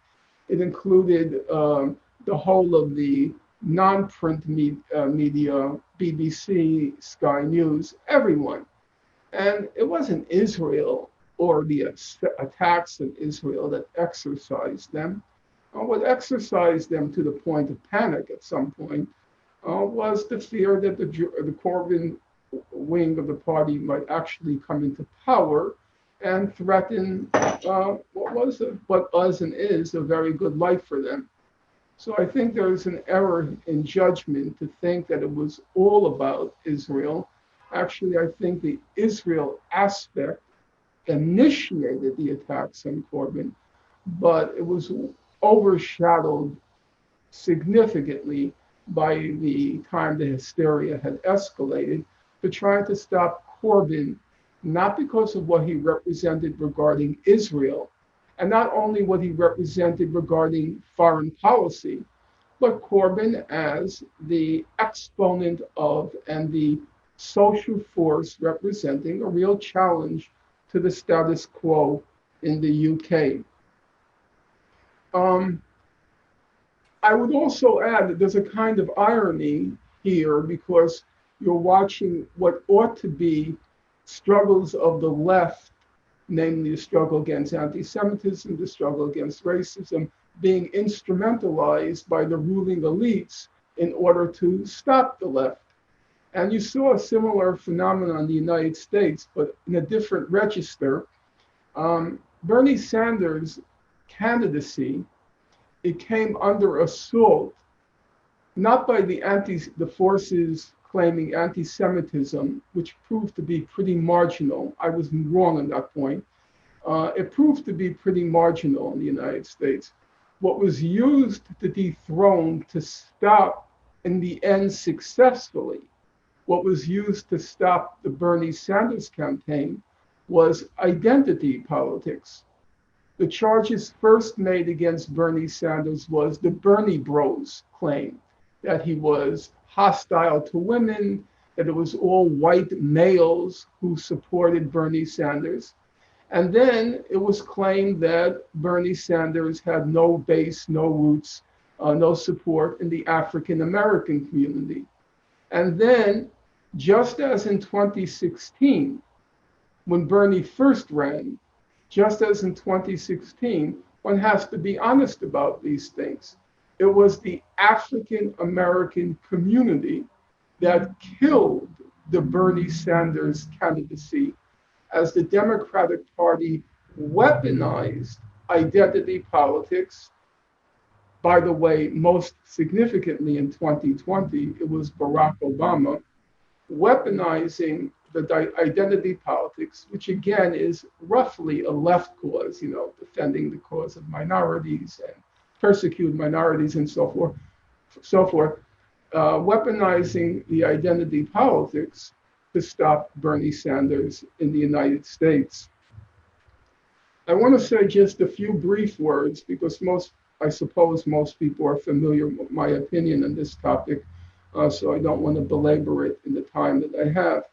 It's the use of a certain language which I find both imprecise, alienating, and politically sterile, if not counterproductive. The most obvious case is the use of terms like Zionism, which in my opinion, I can claim, let's call it a modest amount of expertise on the topic because I wrote my doctoral dissertation on the theory of Zionism. I think these terms like Zionism don't define anything specific or explicit enough that they communicate a meaningful political message to the broad public. Most people in the broad public don't know what Zionism is, and frankly, couldn't care less what Zionism is if they were asked to. In fact, most Zionists or self-proclaimed Zionists probably don't know much about Zionism. I doubt 1 in 10,000 Zionists, I take that back, 1 in 100,000 Zionists have read Herzl's The Jewish State, even though it's a very tiny volume, runs to like 60 pages. I doubt they've read it. They know none of the foundational works. What Zionism basically means in the current world is belief in the right of Jews to have a state of their own. And underpinning that is our notions of Jewish superiority and Jewish supremacy. That to me is, roughly speaking, don't want to get into details, but roughly speaking, it's become an ideology of Jewish supremacy, and its main political manifestation is the goal of a Jewish state, or to preserve a state for the Jews, even at the expense of non-Jews in that Jewish state. So I think it's much more useful if you want to communicate a message that has resonance in the broad public and doesn't turn them off or turn them indifferent, to specify exactly what we're talking about. Do you believe Jews have the right to a state of their own, which renders non-Jews in that state second-class citizens, and in the ideal situation, would want to see all the non-Jews vanish? Do you believe in that idea? I think if you pose the question in those terms, you're much more likely to first elicit a reaction from a broad public, and most likely the answer is going to be a no. That kind of setup is unacceptable. So I personally think it's much more useful to use precise language when the Bolsheviks in 1917 seized power. They didn't ask the public to take a stand on the theory of surplus value or the communist creed, from each according to his ability to each according to his need. They put forth a slogan which practical people could understand: bread, peace, and land. And I think we should learn from that, which is you might have your own theoretical convictions, and they may be precious to you, and you may want to hug them. But when you're trying to speak to a broad public, you should use a language that the broad public can understand, comprehend, and hopefully also embrace. I would also say that goes to using terms like anti-Semitism and anti-Semites. So Tony Greenstein, I agree with him actually quite a lot. But when he says things like, well, if you call Jews killers of Christ, you're an anti-Semite. If you engage in Holocaust denial, you're an anti-Semite. I think Mr. Wadsworth said, if I understood him correctly, and I might be wrong here, but he opposed the publication of David Irving's Diaries of Goebbels because Irving is a Hitler apologist. I think all of that, the labels like anti-Semite, I don't know if Jews killed Christ or not. Frankly, I don't really care all that much. That doesn't keep me up late at night or exercise me when I get up in the morning. But those are sorts of things which should just be debated, disputed, and you come out with your own conclusions. Did the Jews do it or did they not? When Mel Gibson made his film Passion of the Christ, he started off by blaming, he seemed to have started off by blaming Jewish moneylenders or Jews in the temple for Christ's killing, and then he was forced to change the script. I don't see why anyone should be forced to change anything. Express your point of view. If somebody disagrees with it, let them disagree. I don't see why one has to get so excited about it. In the case of David Irving, well, David Irving was a very good historian. I don't care what Richard Evans says. He was a very good historian. He produced works which are substantive.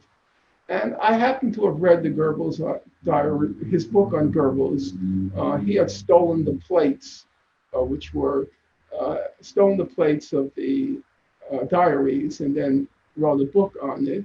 I thought the book was frankly mediocre, but it certainly should have been published. I mean, mediocre books, there are about 1,000 mediocre books published each month versus one good book. So if it falls in the category of mediocre, okay, not a big deal. I don't see why one would want to stop publication of it. It doesn't register with me. If you don't like it, don't read it.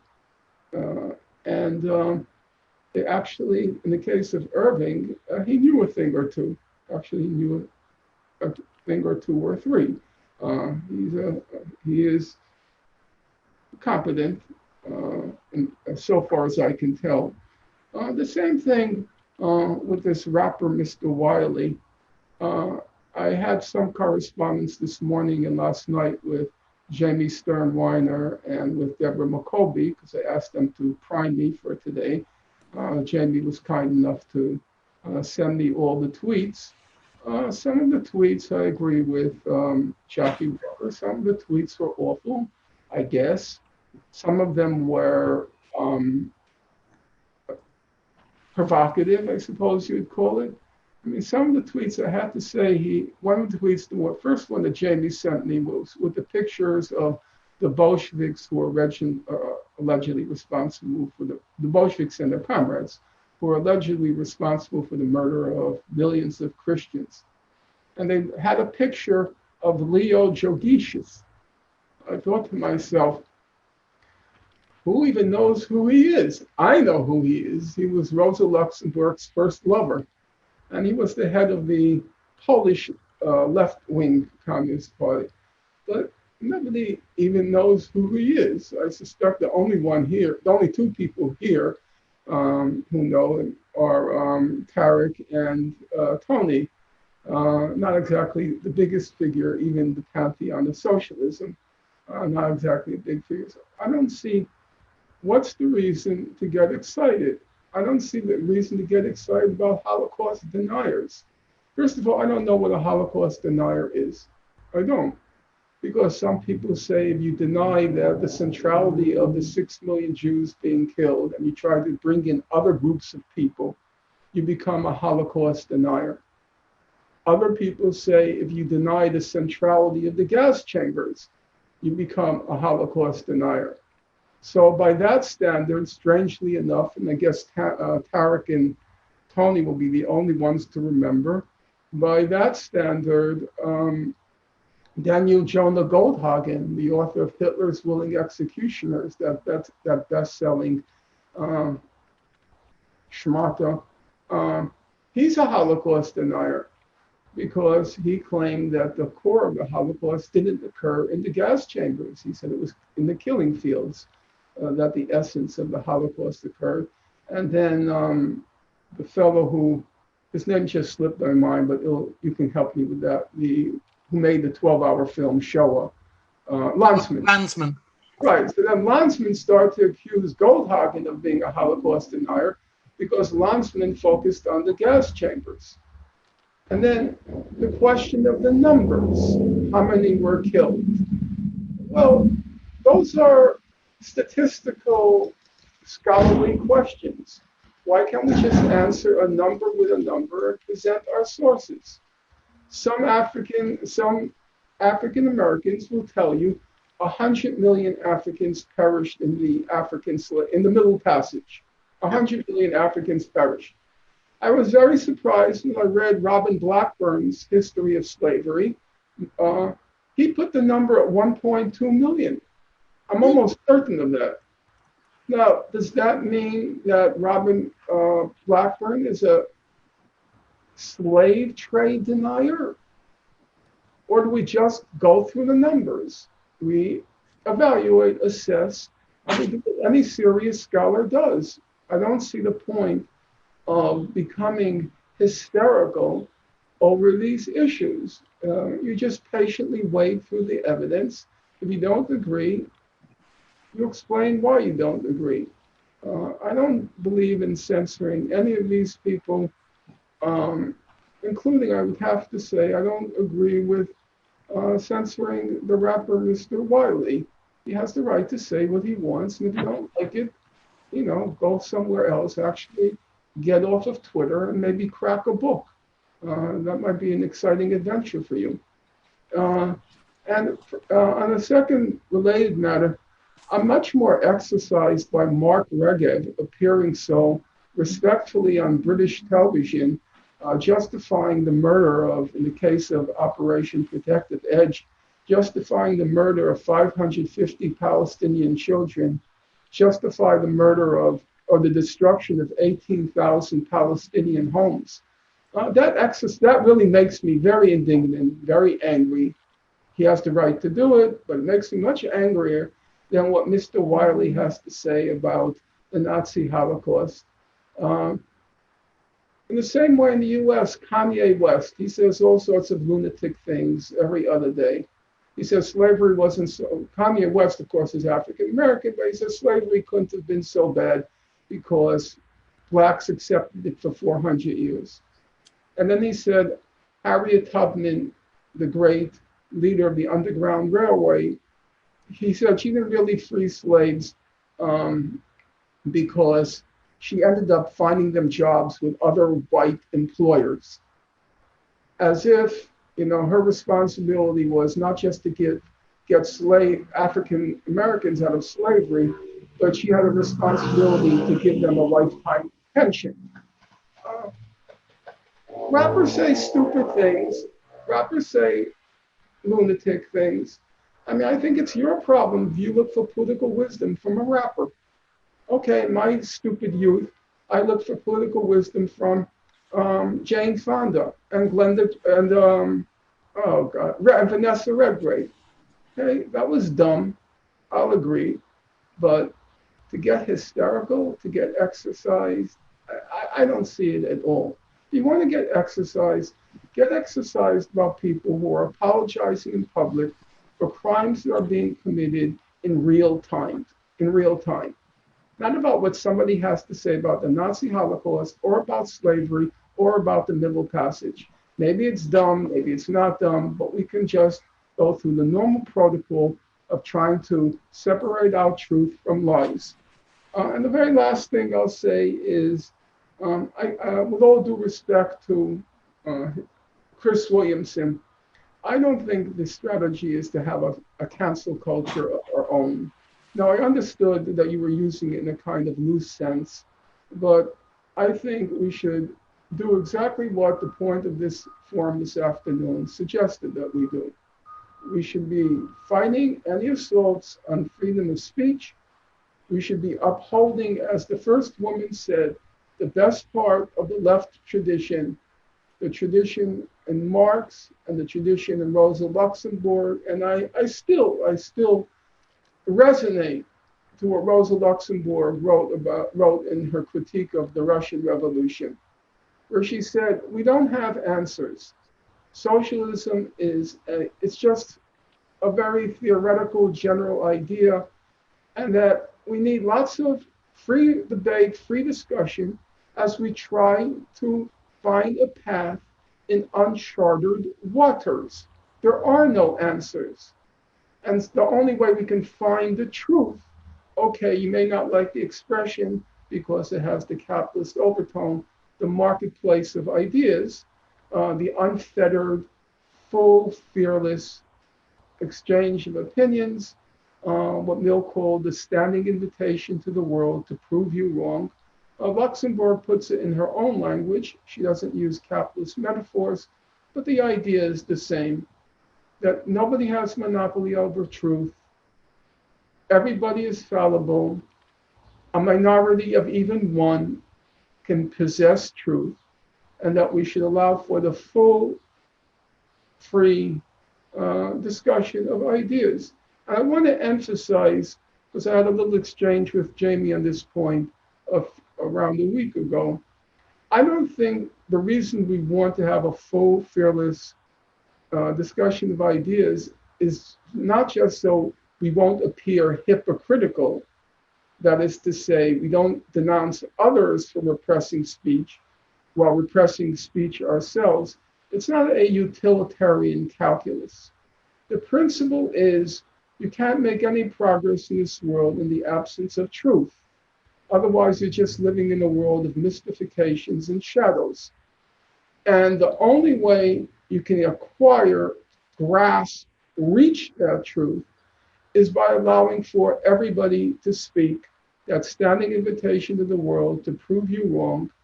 And that's how we will advance, progress as a movement, and hopefully as a humanity.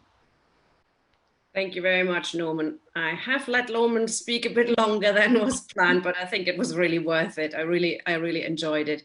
And I've made the decision now that we can't have really questions from the floor. Sorry about everybody who's tried to get in. I could ask maybe perhaps the panelists, if you look at the Q&A at the bottom of your screen, you can reply to a few questions perhaps in the Q&A if you feel like it. I think it was a fantastic contribution. I really enjoyed it. Hold on a second. I was going to suggest that what we do, I've looked through some of the questions that we try when we're summing up. I was going to raise 3 subjects that perhaps the speakers could come back to and which reflects something that most questions were about. First of all, is exactly the question that Norman has touched upon, is freedom of speech. Of course, we want freedom of speech for ourselves. We don't want to be shut up, but I think Norman hits the nail on the head. That must mean that we also fight for the freedom of speech for people to call us anti-Semites and to call us racists.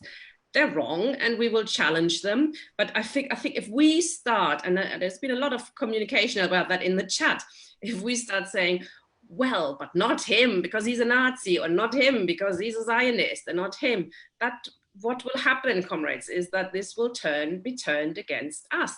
A very famous example was 1936, the Battle of Cable Street. The CPGB fought for Public Order Act against the fascists. The government was happy to oblige. Public Order Act came in, and who was it used against? Not against the fascists, it was used against the left and against the communists. We have to be very careful, I think, to fight for restrictions on freedom of speech, even if it's of people that we don't like and we disagree with. So I think it's an important issue, and I would like comrades to get back on that. The other issue that we've picked up on is, I think, the question of the Labour Party. And there are different views on that matter. Should we stay or should we go? Should we set up something new? Should we retain, should we stay in and be out? Just my personal view, if we can stay in, fight, speak up, but also fight outside. But there is the question of the trade union affiliation to the Labour Party, which makes it still, in what Lenin called it, and is still correct, a bourgeois workers' party, the British Labour Party. The unions are affiliated to it. Then there's the electoral system, which makes it very difficult for a party outside the Labour Party to grow and become bigger than what we have plenty thereof, which is small left groups who turn more or less quickly into sects of one sort or another. Third question then is really the moving forward for our campaign. I think it would be good, I think, if we can develop some ideas. I mean, Tariq made some concrete ideas on how to fight for the rights of Palestinians, but also I think a campaign for freedom of speech in the labor movement and beyond, especially because it's such an international issue. We should consider how we can consolidate and move forward and how we organize. So it would be fantastic if the panelists could come back to those 3 questions. I'm not going to take it quite in reverse order, but a little bit. So I was going to bring in Tony first for about 3 to 4 minutes, if that's okay. Yes, fine. Firstly, we have set up a petition on the right of free association and speech. Can everyone see that? Yes. It's on there. That petition is on the internet. It means gone to from my blog and various other places. I can show you. In fact, I can't. But anyone who's interested, please contact me if you can't find the link. It's basically from people in the Labour Party saying we do not accept pledge number 5, commandment number 5, that members of the Labour Party cannot speak on the same platform with anyone like myself or Chris Williamson or Jackie or Marc who've been expelled or suspended. And I think that's quite important. So I would like people to sign that if they're a member of the Labour Party. Just one or two things. I agree entirely with Norman that the witch hunt, the Labour witch hunt, was not just about people who supported Palestine and who were anti-Zionist. It was very clearly about Corbyn being seen as a threat to the traditional bipartisan foreign policy between the Labour Party and the Tory Party. Support for NATO, support for Israel as an armed watchdog in the Middle East and so on. Clearly that is the case. Most of the right wing of the Labour Party, in fact I would say all of it, doesn't give a blind toss about any form of racism, including anti-Semitism. The point I made about Rachel Reeves, she used the term Christ killers, or rather Nancy Astor, who she was supporting, used the term Christ killers in reference to Jews. And in that context, the term Christ killers is clearly anti-Semitic. I don't think there's any doubt about it at all. As to who killed Christ, well, we all have our own opinions, and that is an esoteric subject I don't want to get into a debate about. Similarly, about Goebbels' diaries, yes, I think they should have been published. I don't know where Norman got the idea, I didn't. Yes, any valuable source material on the Holocaust is something that should be revealed, even if it has to come via David Irving, who I agree is a historian. One can't take it away from him. The problem is his politics have got in the way of his history and his research, and he certainly did tamper with sources from my reading of the transcript of the Irving trial. But the main point about this meeting is we have to fight back for what was said is freedom of speech on Palestine and Israel. Starmer has made it quite clear he wants to clamp down on that. And he wants to clamp down on that because that is the main way in which he attacks the left in the Labour Party. I don't think people should just abandon the Labour Party. I agree with Tariq and others that it's very, very difficult. I think we have to have a combined approach. People who are still in the Labour Party working alongside people who are outside the Labour Party. But we have to be clear of one thing. With the disappearance of Jeremy Corbyn, Keir Starmer represents, if you like, a return to the days of Tony Blair. That there is no doubt, and we have to keep fighting. Unfortunately, the Zionists have used the question of Palestine as the means by which they can beat us around the head. And we have to rebut that and reject that and say, if you opposed apartheid 30 years ago in South Africa, then today you should be opposing apartheid in Israel. There really is no difference. Thank you. Thanks, Tony. I'm going to take Chris and then David, please. Yeah, I mean, I agree with Norman's comments about free speech. The point that I was making is, yes, no problem with people extolling Zionism, but what I'm arguing for is that we should have the right, and indeed it's our duty, to explain that Zionism is a racist ideology. And I think the point that Tony was making in his contribution is the double standards that are being displayed by Keir Starmer and the Labour Party. In fact, not just Keir Starmer, actually, double standards were in evidence even before Starmer came to the fore in the Labour Party bureaucracy. So those people who believe in a ethical foreign policy, those people who support the Palestinians' rights to return to their homeland, who oppose the way in which the Israeli state abuses the rights of the Palestinian people. It's the Zionist ideology, which obviously pervades the policy agenda of the Israeli government, clearly compromises the rights of the Palestinian people. It's a supremacist ideology. And I think it's absolutely incumbent on us, those of us who are anti-racists, to actually make that point very, very clearly, because I think a lot of people don't understand that.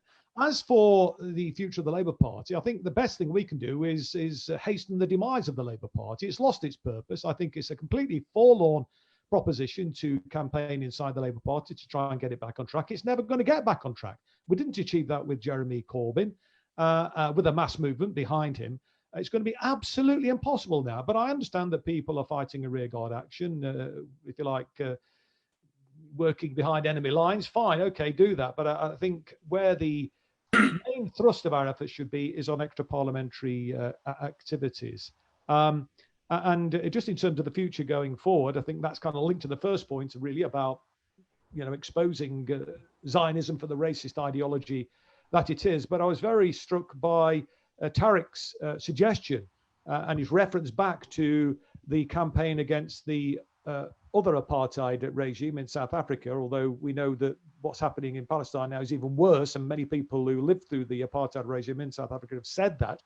But the point that Tariq was making about the incessant picketing of the South African embassy is something, I think, a very practical thing that we could look to do as part of the extra parliamentary activities that we should engage in to promote this case of free speech, but also to highlight the abuse, frankly, that is meted out on a routine daily basis by the outrageous apartheid Israeli regime against the Palestinian people. And one of the ways in which we could do that and sort of bring it to the attention, I think, of the public is by trying to mount and organize those regular pickets outside the Israeli embassy.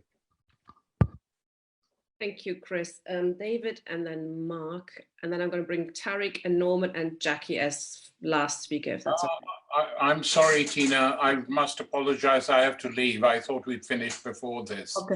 Do you want some people waiting for me? Oh, okay. Okay. Me, but it's been great talking to all of you. Okay. Thank you very much, Tariq. Okay. Thanks. Bye. Then. Bye-bye.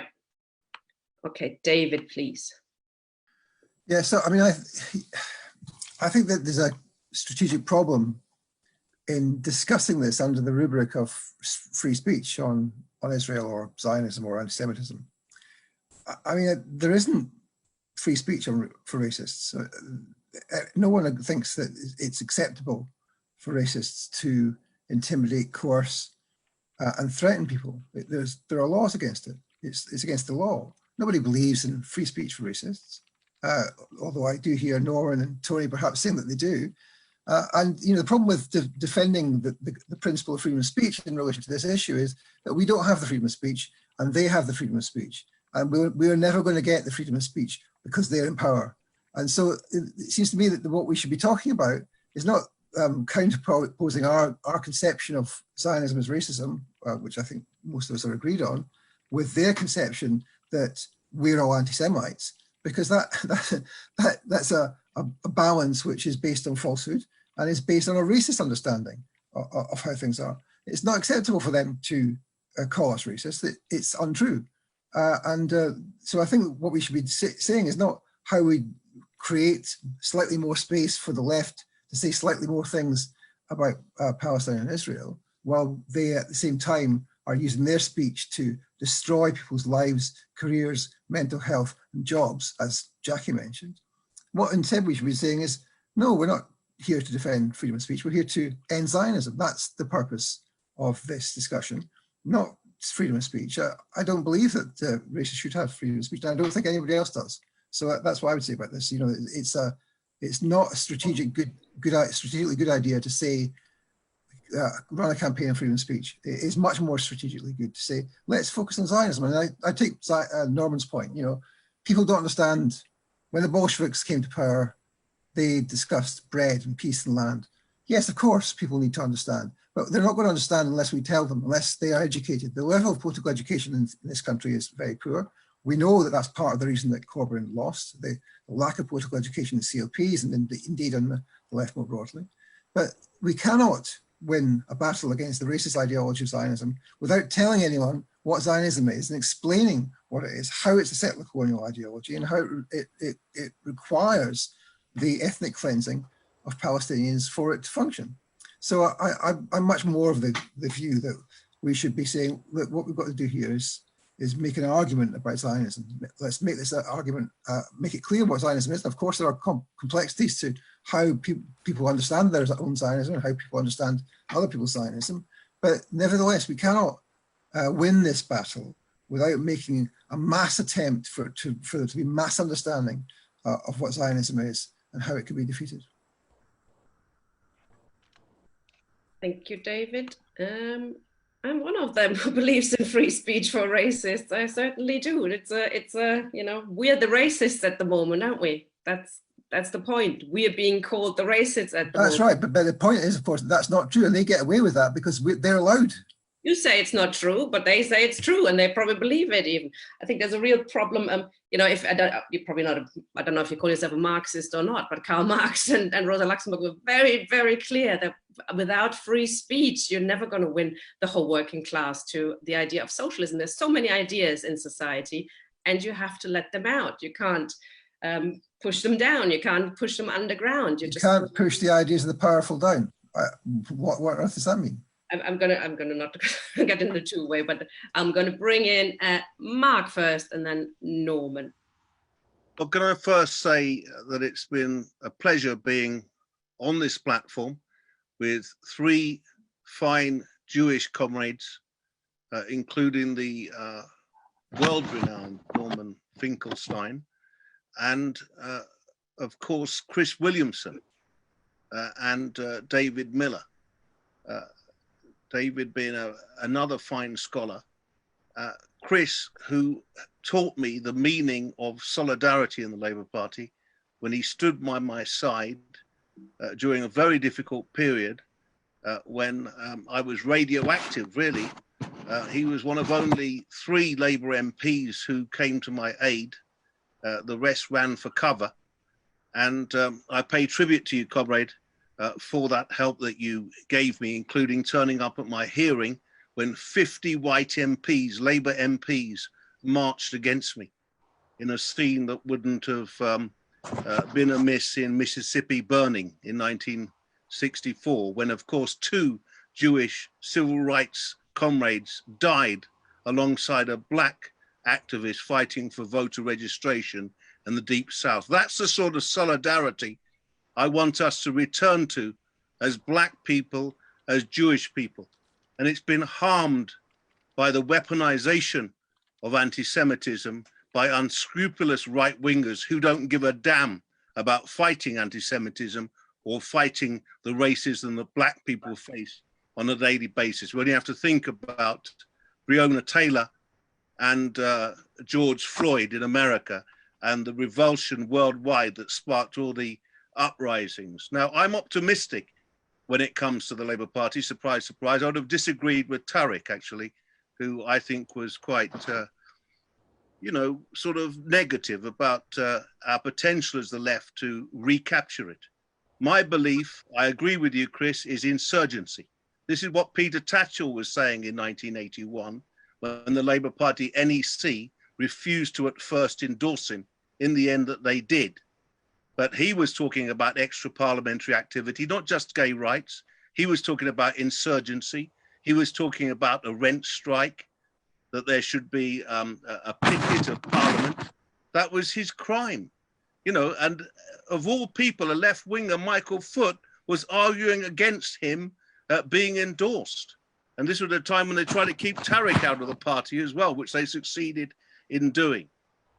I think we've got to learn lessons as the left.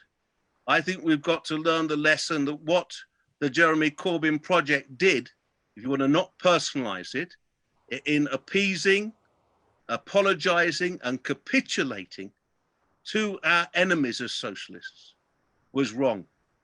And I don't just accept that, oh, it was his advisors, Seamus Milne, Carrie Murphy, Andrew Murray, you know, that they were on the wrong trajectory, desperate to get him into number 10 and John McDonnell into number 11. And that's why they did this.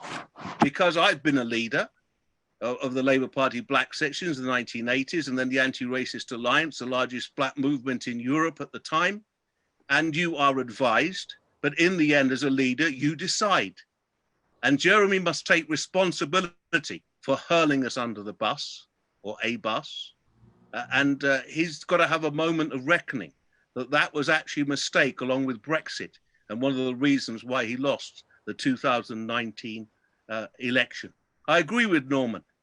Most people in the public wouldn't have understood, perhaps, this whole internecine war over anti-Semitism. But what they would have understood is that Jeremy Corbyn did not stand by his allies, did not stand by his friends.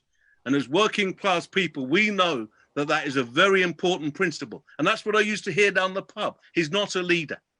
And that was one of the reasons why people said Jeremy wasn't a leader, because he didn't stick up for his own. And I'm very saddened by that. I'm optimistic that we've got a future if we organise in the workplace, on the streets, in our communities, and we launch the fight back from outside the party. I don't think it can be done from within, because the victory of the right under Blairite Starmer. You've got something over the microphone. You've got something over your microphone. Sorry. I don't think we can win necessarily in the party. I think that we will win outside. We will reclaim the party from outside, in our communities, in our workplaces, on the streets, as Black Lives Matter has shown us, as Occupy has shown us, as Extinction Rebellion has shown us, and the animal rights campaigns have shown us. That is where the struggle is, and I relish that challenge. Thank you very much, Mark. Norman, then, please, if you want to say a few more things in reply.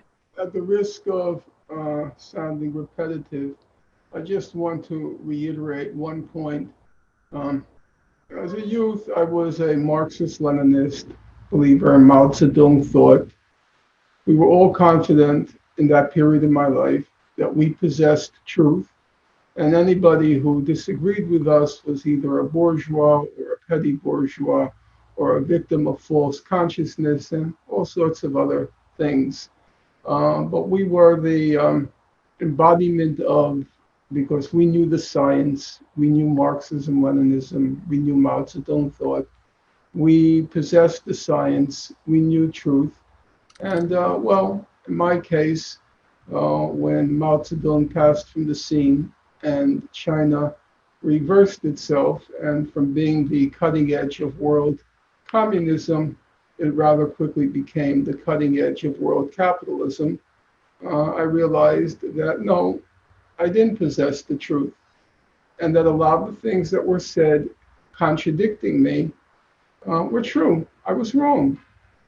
And that humbled me. It humbled me, actually, more than humbling me, it totally humiliated me. That was the hardest part. Not that I was wrong, but that I was such a self-righteous, pompous ass, dismissing everybody who disagreed with me as being some victim of some kind of ideology, and that I possess the truth. And so I'm much more cautious about saying with 100% certainty that some person is wrong and that I'm right. And I think it's a useful caution. First of all, even if you think somebody is wrong, you have no right, as John Stuart Mill says, to decide that question for others. You can't say, well, I think you're wrong, and therefore everybody else can hear what you have to say. Mill called that the presumption of infallibility, and I think he was right on that point. So even if David is convinced that that person is a racist, I'm not a racist, that person is an anti-Semite, I'm not an anti-Semite, you have no right to decide that question for others, because you would only have that right if you were infallible, if you were God. And so long as you have, as all of us do, I think, the limitations and failings of being mortals, you have no right to deny other people access to an idea which, because you're not infallible, it might be true. The second thing is, I don't really agree with these kinds of so-called, I would say, kind of radical posturing. There's no such thing as freedom of speech. Of course there is. We're exercising it right now. We're reaching people, we're talking to people. Hopefully we're persuading, convincing some of those that we're listening to. In the United States, the whole proposition of freedom of speech really backfired on the US ruling elites with the Bernie Sanders candidacy. Because suddenly on national television, you were hearing this guy, this old Jew from Brooklyn, talking about the 1%, that big pharma, as he called it, they're all crooks. The Walton family, the richest family, he said they're all crooks. Goldman Sachs, they're all crooks. He was saying things on national television which never heard before. And that was because he was able to exercise that freedom of speech. And whatever happened to his candidacy, you could say, yes, he was defeated, in my opinion, defeated ironically by identity politics. But the fact of the matter is his message carried. By the time his candidacy had reached its peak, a large proportion of the American people had been persuaded by the proposition of health care for all, had been persuaded by the proposition of redistributing wealth. So I think we should be very cautious and careful before we dismiss the possibilities, the potentials of freedom of speech, because I think that's an important value to preserve if we hope ever to persuade the broader population of the rightness of our opinions. Thank you, Norman. I think you make a very convincing case. Okay, the last person, I would also say there's a difference between free speech and for racists and not letting racists attack you, or opposing them when they're on the street. That's quite a big difference there. Okay, Jackie, to be the last speaker now. Thank you. Thank you. One thing I want to say I've noticed on a discussion, and it's the kind of thing that comes up again and again, and it's about thinking that disagreeing or debating with people is about division, that this is an example of division on the left.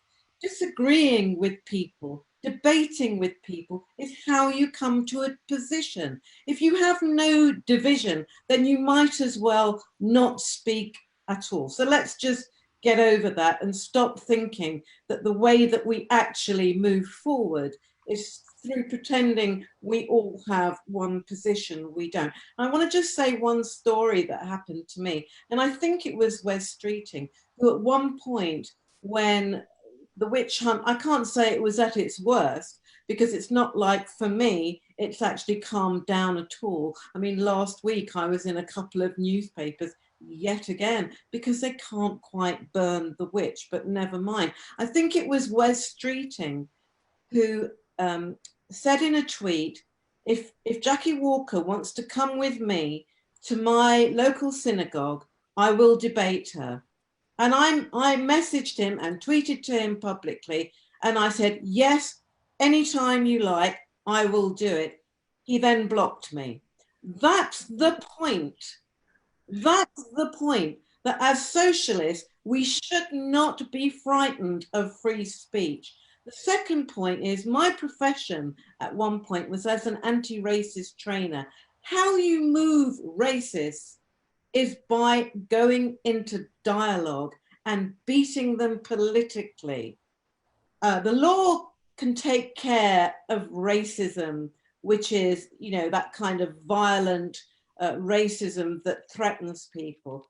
Personally, I want to defeat racists in the same way that we defeated UKIP on the streets in Thanet, in the same way that I converted racists when I was acting as an anti-racist trainer, through dialogue and through actual exemplifying for them how we can actually see the world in a way that makes it easy and great and beautiful and beneficial for us all to live in. So do I believe in freedom of speech? Yes, I do. Do I think that we should ban racists? Do I think we should line up and forbid racists to speak? No. I think we should enter in dialogue with Wes Streeting, with Louise Ellman, with the Board of Deputies, with them all. And it's the fact that they refuse that debate. It's the fact that we are so scary to them that they have to give a commandment that should people dare to speak on a platform with me, they will also be burned. That shows you how powerful the word is, and it destroys all of us if we undermine that. Tina, can I just say that we didn't mention the Ford inquiry, the deadline for which submissions is the 7th of August. It's been, you know, sort of extended, and Grassroots Black Left, which I'm a part of, has put in a very powerful 4,000-word submission. And I encourage other people to, even though it's been sabotaged to an extent by Starmer, I still think that we need to use it as an opportunity. Yeah, quite right. We're also doing, Labour Against the Witch Hunt is doing a counter conference on the leaked report. So when the result of that Ford inquiry, which we can guess now what it's going to be, we want to organize a counter conference that I think pretty much everybody on this platform is coming to as well. I think that was a really, really good discussion. It was really worthwhile talking about the issue of what freedom of speech actually means. And I think we've got a bit of a few differences there amongst us, which is not a problem, as Jackie said. That's how we develop ideas. So I really enjoyed that. What we can concretely do is exactly what Jackie hinted at and Tony hinted at in their contributions. Not accept the making of unpersons for a start, which is of course what the Board of Deputies and Keir Starmer is doing, which means that, you know, Marc, Tony, Jackie, Chris, myself, everybody who's been expelled is now, it's a problem if you speak on a platform with them. Don't accept it. Invite them to your meetings. There's CLP and branch meetings again. Invite them to your trade union meetings. Get into trouble, yes, but the only reason to stay now in the Labour Party is to fight, surely. So at least try it out. Have motions in support of the comrades, have motions against the Board of Deputies, 10 pledges, and against implementing them. There's plenty of model motions on Law's website, on Labour Left Alliance website, and just do not accept it. It's the small and the little fights I think we can launch now. But I really enjoyed that, and I'm sure that's not going to be the last session in that series, in this campaign. So thank you very much, everybody, and we'll see you soon. Bye-bye. Okay, thank you very much, everyone.